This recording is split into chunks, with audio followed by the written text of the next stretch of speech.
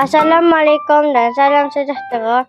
Sekolah bukan sekadar tempat kita belajar membaca, menulis dan mengira. Di sinilah kita belajar menjadi insan yang berakhlak mulia.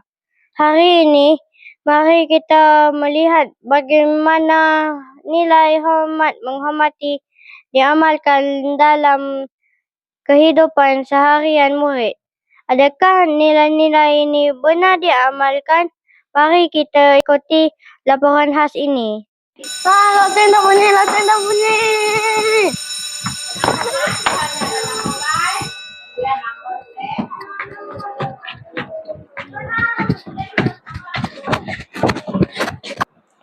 Apa yang berlaku tadi? Saya sedang membaca buku. Tiba-tiba kawan saya langgar saya dan terus pergi. Saya agak sedih kerana dia tidak minta maaf. Adakah kamu sedar bahawa kamu telah melanggar hak kamu? Sejujurnya saya tidak sengaja.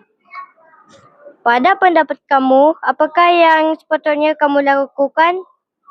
Saya patut meminta maaf. Saya tidak sepatut terus berlalu begitu sahaja. Mengapa meminta maaf itu penting? Untuk kita menghormati perasaan orang lain. Saya minta maaf sebab melanggar awak tadi. Saya betul-betul tak sengaja. Saya maafkan awak.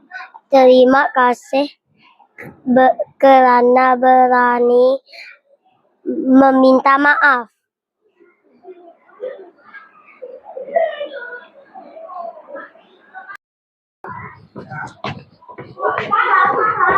Alah, nanti ada orang bersukai. Kalau kita sendiri boleh buat, kenapa tu orang lain?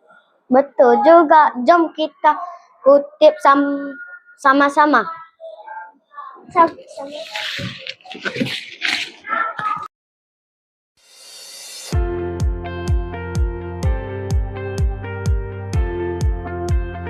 Nilai hormat menghormati bermula dengan perkataan yang mudah seperti maaf, terima kasih, boleh saya bantu? Apakah yang kamu pelajari hari ini? Saya belajar bahawa menjaga kebersihan dan membantu rakan ialah tanggungjawab kita bersama. Bagaimanakah pula dengan meminta maaf? Meminta maaf tidak menjadikan lemah, sebaik ia menunjukkan kita menghormati orang lain. Nilai murni bukan sekadar dipelajari di dalam buku. Nilai murni perlu diamalkan setiap hari melalui tindakan yang ikhlas.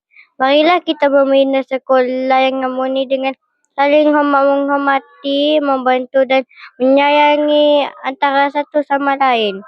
Saya Adam Harid bersama TVPSS Kenang Apoy mengucapkan terima kasih kerana menonton. #semuanya bermula dengan kita.